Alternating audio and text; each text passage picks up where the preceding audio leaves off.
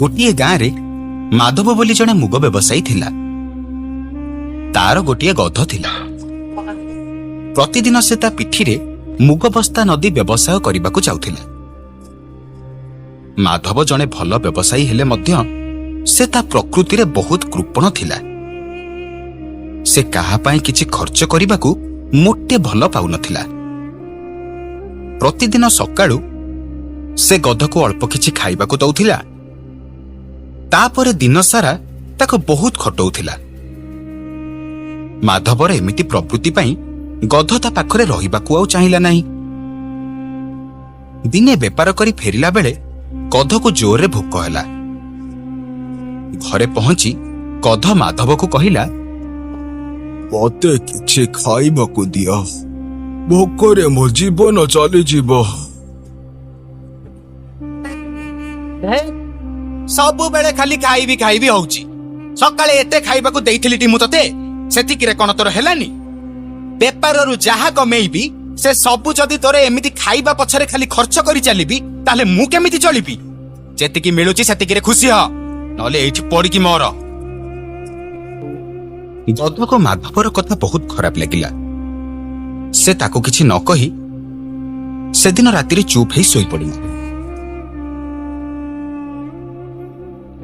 ଦିନେ ମାଧବ ତା ସ୍ତ୍ରୀ ଆଉ ପୁଅଙ୍କୁ ନେଇ ତା ଶ୍ୱଶୁର ଘରକୁ ଗଲା।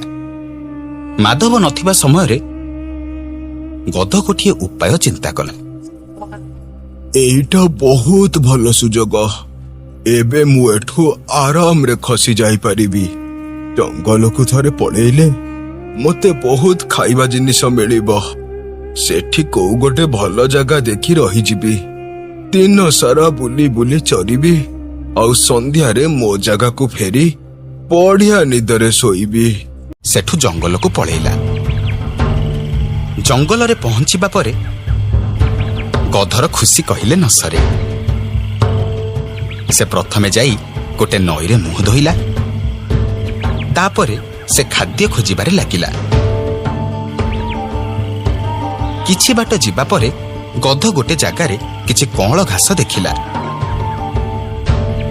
ତାକୁ ଦେଖି ଗଧର ବହୁତ ଲୋଭ ହେଲା।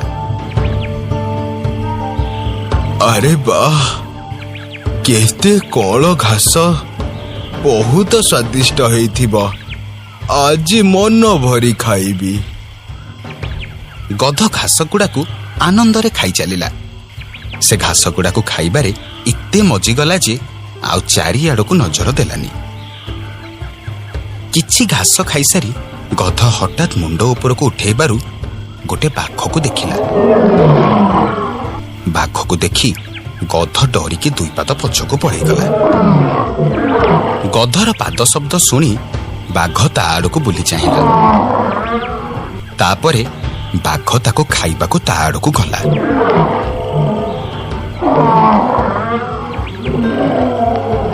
ଆରେ ଇଏ କଣ? ସେଇ ବାଘଟା ବୋଧେ ମତେ ଦେଖିଦେଲା। ଏବେ ମୁଁ କଣ କରିବି?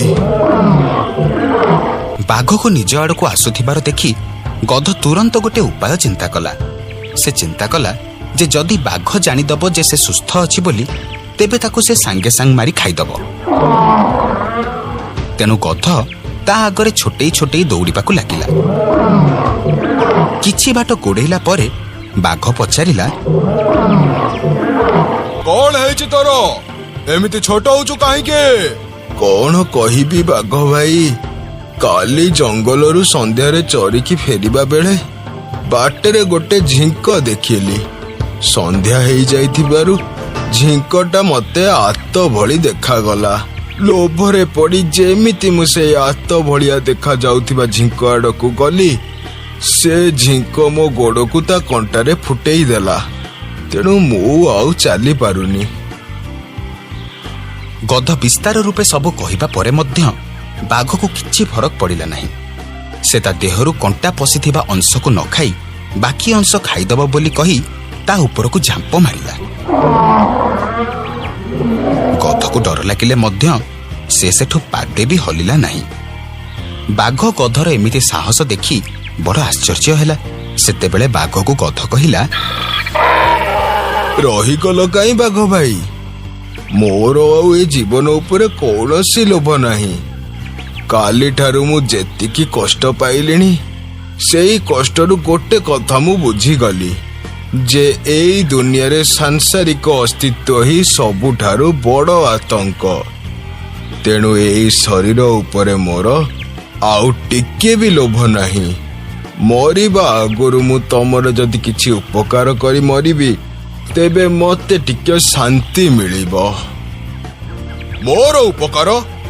କି ଉପକାର? ତୁ ତ ଛୋଟାଟା, ତୁ ମୋର କି ଉପକାର କରିବୁ? ସେଇ କଥା ତ, ମୋ ଗୋଡରେ ତ କଣ୍ଟା ଲାଗିଛି।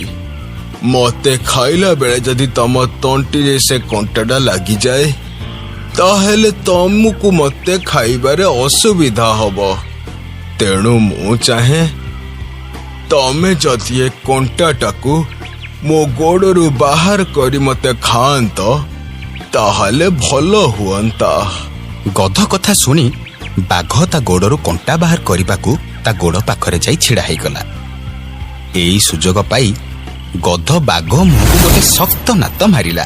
ଇଲୋ ବଉଲୋ, ଇଲୋ ମାଲୋ, ମାରିଦେଲା ମତେ, ମାରିଦେଲା ମତେ, ମାରିଦେଲା ମତେ ଗଧ, ଇଲୋ ବଉଲୋ। ଏମିତି ଚିତ୍କାର କରି ବାଘ ସେଇଠି ଟଳି ପଡିଲା। ଆଉ ଗଧ ସେଠୁ ପ୍ରାଣ ବଞ୍ଚେଇ ଦୌଡ଼ି ପଳେଇଲା।